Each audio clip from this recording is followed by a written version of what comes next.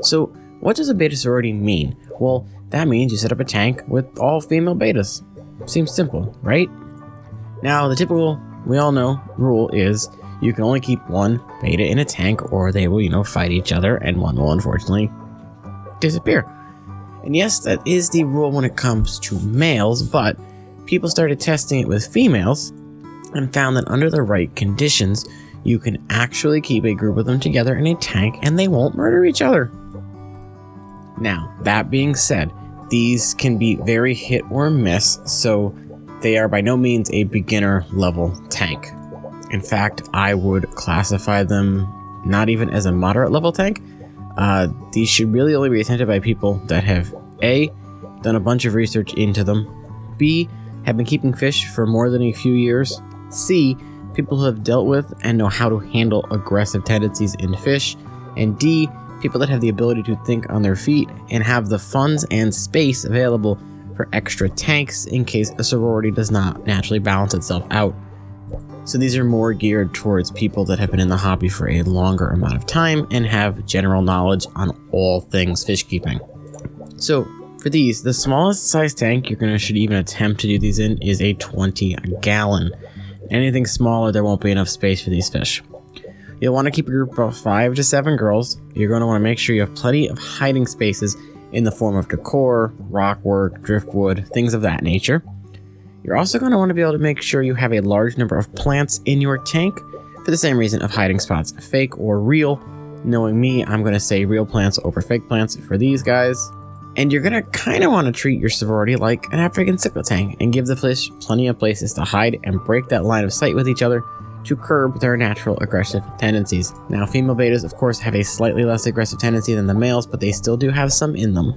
Now, I think one of the biggest mistakes people make when they try these out is they put too many girls in a smaller tank, and they don't include something that I think is an essential piece of the puzzle when trying a beta sorority, which is ditherfish.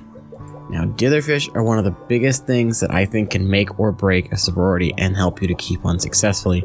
Now, ditherfish are a schooling fish or more active fish that will help to distract your girls away from fighting each other. They'll go at those over each other. I found success with black neon tetras and emerald iris boras. They have worked the best for me. Another big key component is you're going to want to try, if you can, to get your girls young and all around the same time. You're definitely going to want to add them all to the tank at the same time. That'll help with any territorial issues and curb aggression as well. And they can also grow up together and form a natural order. Now, if you notice any aggression, you can put your fish in a timeout. So you can put it in a breeder box or a net within the tank. You might have to fully, remove the fish because some fish just aren't suitable for cohabitation. Now, eventually, your girls will establish a natural hierarchy among them and balance should be achieved. So eventually you're going to get one top dog and then you're going to have everybody lower on the pecking order from that fish. Kind of similar to African cyclids where you're going to have the one male that's always really colored up and the other ones are slightly duller. Same kind of deal with these sororities. Now overall, beta sororities can be an amazing tank and a fun project for someone that wants to try something that requires slightly more work and more to maintain. But sadly, given the amount of just general knowledge that you need to have in fish keeping to be able to successfully keep a sorority, I'm only going to be able to give these about a 5 out of 10. Now, don't get me wrong, I love sororities, I love beta fish, I love female beta fish and males equally. But they require so much more in-depth knowledge of fish keeping than your simple community tank or keeping a singular beta fish in a 10-gallon with a school of fish. So I just don't feel comfortable recommending these to everyone in the hobby.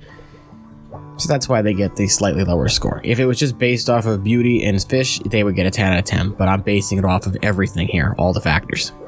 So as always, thank you all so much for watching and the continued support on this video. Please, if you have not already, remember to leave a comment down below. Let me know if you tried sororities, if you had success, you didn't have success, what went wrong. Have a conversation with me. And of course, please remember to hit that like button and subscribe button if you have not already, especially if you're new and enjoying the content. Maybe hit that sub button so you can check out more stuff. And until next time, I will see you guys later.